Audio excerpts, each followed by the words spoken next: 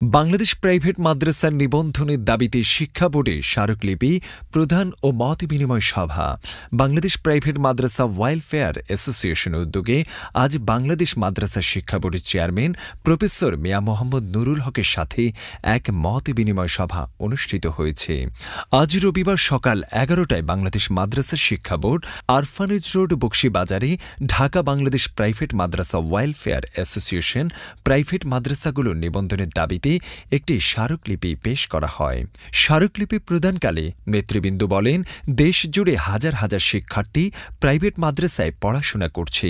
তারা আশা প্রকাশ করেন মাদ্রাসার শিক্ষা বোর্ড দ্রুত পদক্ষেপ নেবে এবং প্রাইভেট মাদ্রাসাগুলোকে নিবন্ধনের আওতায় আনবে।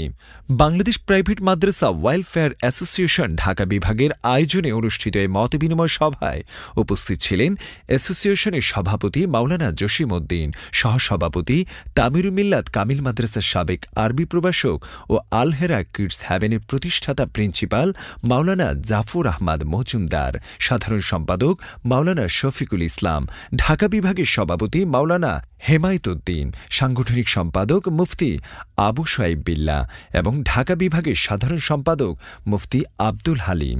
এছাড়া উপস্থিত ছিলেন সংগঠনটির নেতৃবৃন্দ। সভায় নেতৃবৃন্দ প্রাইভেট মাদ্রাসাগুলোর বর্তমান অবস্থা, শিক্ষা কার্যক্রমের উন্নয়ন এবং এগুলোর আইনি স্বীকৃতির গুরুত্ব তুলে ধরেন।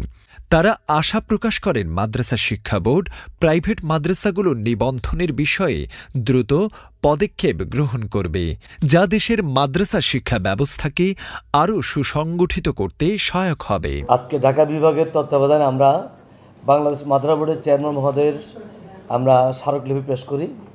এখানে আমাদের বাংলাদেশের প্রাইভেট মাদ্রাসাসমূহ তারা যে শিক্ষা খাতে যে অবদান রেখে আসছে, এর স্বীকৃতির জন্যই আমাদের আজকের স্মারকলিপি এবং এর মূল্যায়নের জন্য আমাদের স্মারকলিপি।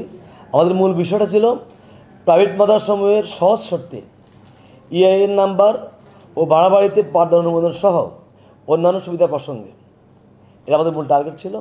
আর আমাদের দাবিসমূহ: 1.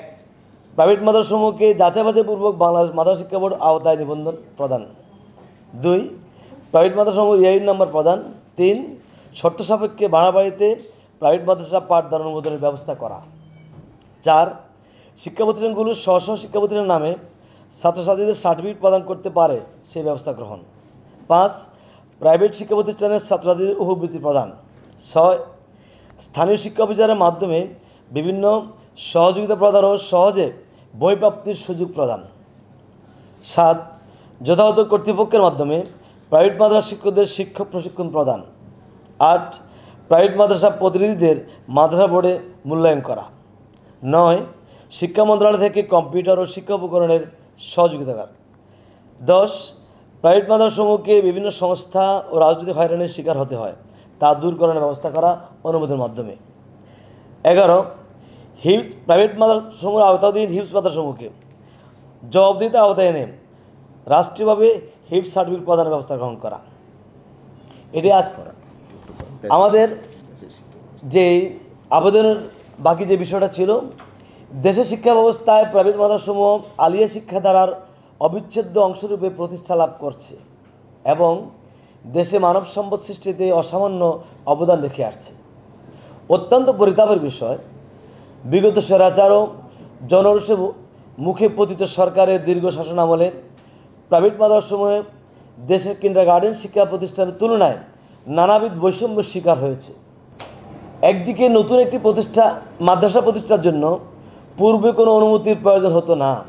নতুন একটা মাদ্রাসা প্রতিষ্ঠার শুরুতে পাঠদান অনুমতির প্রয়োজন ছিল। এই পাঠদান অনুমতির ক্ষেত্রে বাড়াবাড়িতে কাগজপত্র জমাদানের শর্তে আবেদন করা সম্ভব ছিল। মাদ্রাসা শিক্ষা সংকোচনের এই ধরনের বহু শর্ত পতিত সরকার আরোপ করে।